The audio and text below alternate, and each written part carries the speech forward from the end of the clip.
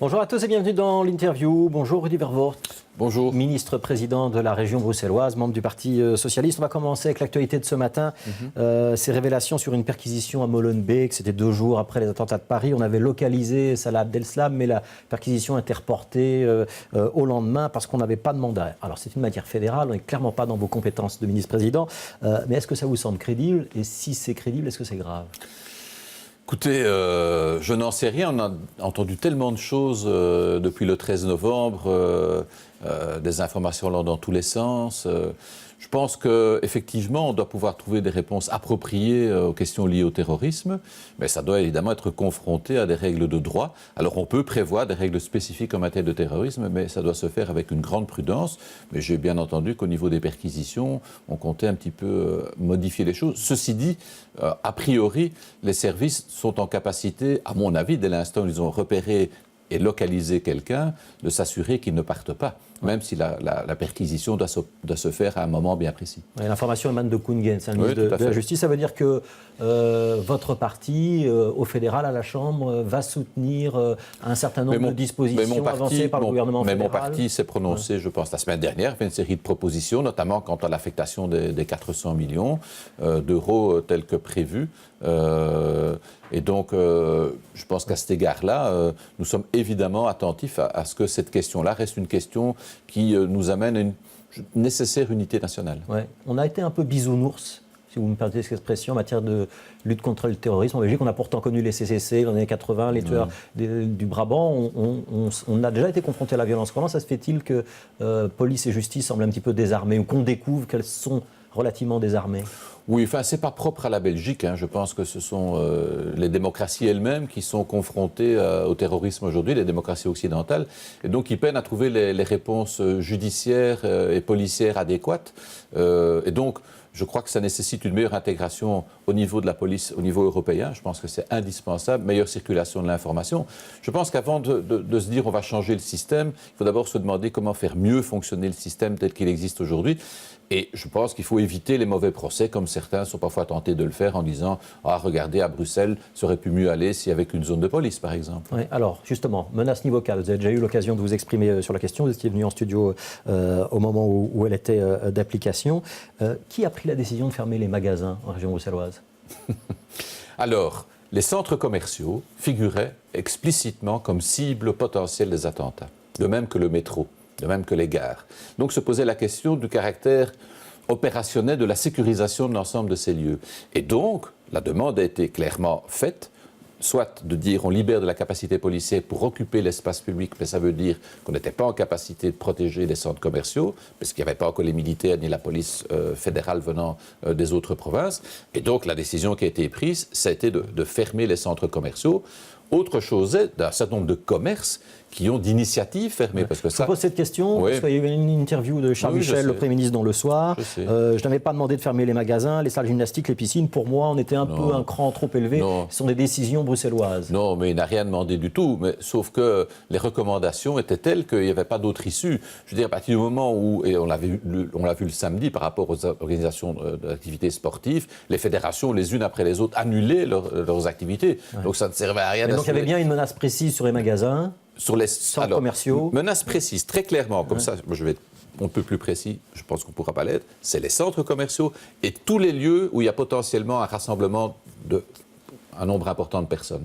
Et donc, les centres commerciaux, très clairement, étant une cible nommément citée, c'est clair que le principe de prudence voulait qu'on les ferme. Ils ont été rouverts assez rapidement, à partir du moment où il y avait les renforts militaires et de la police pour assurer leur sécurisation. Est-ce que ça ne prouve pas tout ça qu'il y a une difficulté à prendre des décisions dans ce cadre-là, entre le fédéral, la région, le Conseil de régional de sécurité que vous présidez, les zones de police? Très clairement, ça rend nécessaire l'élaboration d'un protocole opérationnel. Alors moi, je ne souhaite évidemment pas qu'on retourne au niveau 4, c'est évident, mais si jamais ça devait s'opérer, c'est clair qu'à ce moment-là, ça nécessiterait qu'on ait une capacité réactive, notamment du fédéral, que dans les 12 heures, on ait sur le territoire de la région la capacité opérationnelle pour assurer le fonctionnement du métro et de l'ensemble des services. C'est pour ça que vous avez dû fermer les commerces, les métros, les écoles, parce qu'il n'y avait pas de capacité il n'y avait pas assez d'effectifs pour assurer la sécurisation du métro. Il a fallu attendre l'arrivée des renforts militaires et de police pour assurer une sécurisation, et encore partielle, de l'ensemble du réseau. Bien évidemment, les zones de police elles-mêmes n'ont pas cette capacité opérationnelle ici à Bruxelles. Donc quand vous parlez de protocole, c'est qu'est-ce qu'on doit faire dans ce cas-là et comment on fait pour récupérer les effectifs en nombre nécessaire. Oui, parce que c'était la première fois qu'on vivait une situation de ce type. Alors on peut à ce moment-là comprendre qu'il y ait, je dirais, certainement des décisions qui doivent se prendre assez rapidement, mais maintenant on doit en tirer les conséquences et s'assurer que la prochaine fois ça se déroule mieux. Même si, je le dis, j'espère qu'il n'y aura pas de prochaine fois. Est-ce qu'on doit réfléchir à une unité de commandement de la police ou de coordination des différentes zones de police en région bruxelloise? Et deux options. Est-ce que celui qui va coordonner tout ça, c'est un fonctionnaire sous l'autorité du ministre-président, ou est-ce que ça va être quelqu'un qui est nommé par le ministre fédéral de l'Intérieur, Yann Nombon? Oui. Donc il y a effectivement un débat, mais qui est lié, là on est dans le débat politique de l'après, c'est clair qu'il y a toujours un temps politique, c'est de se dire, tiens, comment améliorer les choses? Ceci dit, au niveau des zones de police, il y a une collaboration entre les 6 zones de police avec un protocole qui existe entre elles, un protocole opérationnel qui place en fait un chef de zone qui est le chef de zone de Paul Bru comme étant le chef opérationnel et les autres venant en appui, et donc avec une capacité opérationnelle telle qu'elle est. Donc il n'y a pas besoin de rajouter une couche. Et cela a fonctionné très très bien, et je pense qu'il ne faut pas aller chercher trop loin, ni du côté du fédéral, parce que je pense qu'aujourd'hui, on a sans doute des opérateurs qui sont, je dirais, positifs vis-à-vis des institutions bruxelloises. Ça pourrait changer demain, donc il faut être très prudent par rapport à ça. Et donc, et le rôle de la région... Donc pas de directeur nommé par l'intérieur, si je comprends bien. Non. Et le rôle de la région est simplement d'assurer, c'est important, la coordination entre les zones de police, l'élaboration des plans de prévention et de sécurité, la création d'un organisme d'intérêt public qui va gérer ça, qui va assurer un meilleur transmis de l'information. Quand des partis néerlandophones, y compris ceux qui participent à votre majorité régionale, plaident pour la fusion des zones de police, ça vous agace un peu? Écoutez, ce qui m'agace, évidemment, c'est quand on en rajoute. Et donc, j'ai évidemment ressenti une certaine irritation en entendant un parti politique même réclamer la constitution d'une majorité alternative au fédéral pour bypasser l'EMR et voter l'obligation de la fusion des communes, la fusion des zones de police à Bruxelles. C'est clair que ça, je trouve que c'est allé un pas trop loin. Maintenant, je sais que les partis flamands, sur cette question-là, n'ont pas la même vision que les partis francophones. Alors, il y a des zones de tension, en tout cas des zones de discussion entre la région et le fédéral. On a eu encore une preuve avec des déclarations d'Elke Sleurs. Il y a 2 projets de musées en région bruxelloise, un musée d'art moderne, Galerie Van den Borck, le musée d'art contemporain, musée Citroën. Elke Sleurs a dit ce sera ni l'un ni l'autre, ça veut dire que les 2 projets tombent à l'eau? Mais on sait que la vision que porte Mme Sleurs, donc la NVA, et la NVA en général, est une vision à la fois... elle est clairement hostile aux institutions bruxelloises et à la région bruxelloise. Et donc, il y a une vision de la culture en disant la culture, ça ne se fait pas dans des garages, la culture, ça se fait partout. Je tiens quand même à le dire. Mais donc, pour l'instant, elle garde ses collections. Donc, est-ce que ces 2 musées vont voir le jour ou pas? Les siens? Non, celui d'art moderne et celui d'art contemporain. Bien sûr que ça va voir le jour, on y travaille, évidemment. Et donc là-dessus, ce n'est pas les tableaux d'art moderne qui restent aujourd'hui dans des caves, qui vont, d'une manière ou d'une autre, rendre le projet irréaliste donc au niveau de Citroën. Le projet de musée d'art contemporain, il continue d'avancer. Évidemment. La collaboration entre le fédéral et la région, ça passe notamment par Belliris. Donc c'est l'accord de coopération qui a un fonds de soutien, 125 millions d'euros par an si je ne me trompe pas. Ça fait 20 ans que ça existe, ça fonctionne toujours bien ou c'est un peu compliqué? Il y a quelques ratés, on va dire, au démarrage. Alors, d'aucuns disent que c'est parce que c'est plus une discussion entre socialistes, parce qu'à l'époque, c'était Mme Onkelings qui gérait ça.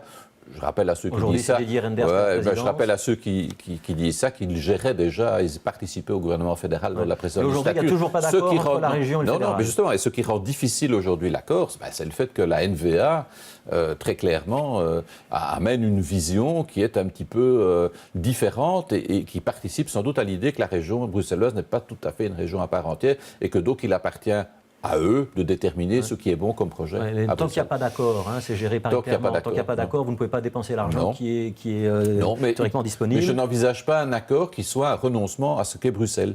Ça, je pense que ce serait politiquement un recul et ça, c'est pas acceptable. Concrètement, on sait que l'argent de Belliris va servir à financer des grands travaux, notamment les travaux de mobilité, le métro. On sait qu'au fédéral, il y a une tentation d'utiliser aussi cet argent pour renflouer les caisses de la monnaie ou faire des travaux au musée d'art royaux, rue Royale. Ça va se faire ou vous y êtes toujours hostile? Non, moi je pense qu'il y a des précédents, notamment au niveau de Beaux-Arts ou de la Monnaie, le cinquantenaire par exemple. Je pense que ça, ce sont des marges de discussion qui restent, puisqu'elles étaient là, qui restent ouvertes. Évidemment, pour moi, pas question qu'à la fois on finance indirectement des politiques que le fédéral ne financerait plus directement, et en même temps qu'on finance des projets qui vont clairement à l'encontre des intérêts de Bruxelles. Par exemple, on ne va pas faire un musée d'art contemporain dans les musées royaux.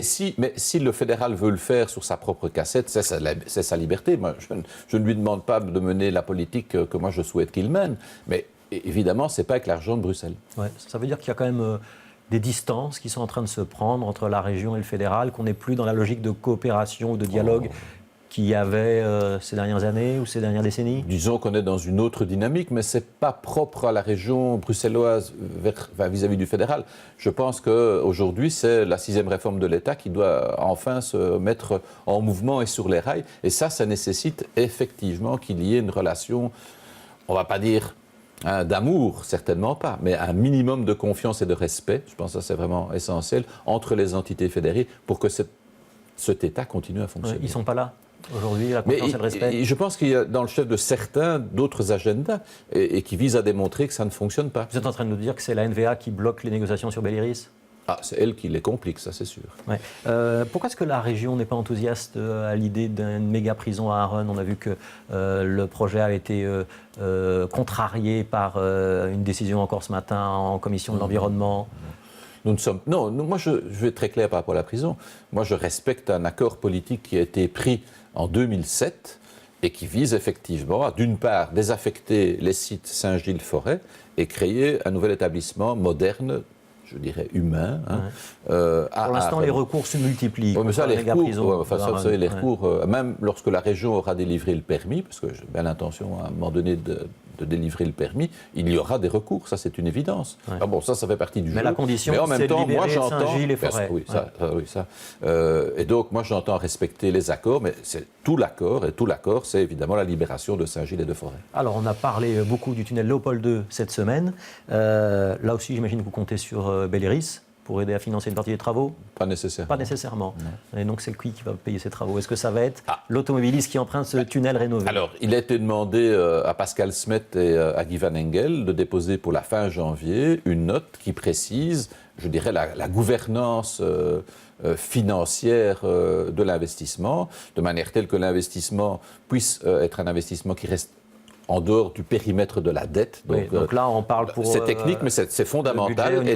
C'est fondamental. Sans ça, ce serait impayable pour nous. Donc ça doit rester en dehors du périmètre de la dette. Et donc, est-ce que ce sera un péage pour les automobilistes? Mais ça fait partie des options. Ça fait partie des options. Et on aura la réponse en janvier, février? Oui, en janvier, il y aura un modèle, et puis il va falloir le faire valider par l'Institut des comptes nationaux et Eurostat, tout simplement pour que l'Europe ne recale pas, comme elle le fait régulièrement. C'est le cas que connaissent nos amis liégeois avec le tram, c'est qu'on se retrouve en fait dans l'incapacité d'investir parce que l'Europe ne valide pas le modèle d'investissement. Et moi, je veux que ce modèle tienne la route et qu'on puisse effectivement rénover ce tunnel qui en a vraiment grand besoin. Merci, Rudy Vervoort. Avec plaisir. D'avoir été l'invité de l'interview. Demain, c'est Benoît Ludgen, président du CDH, qui sera dans ce studio à demain.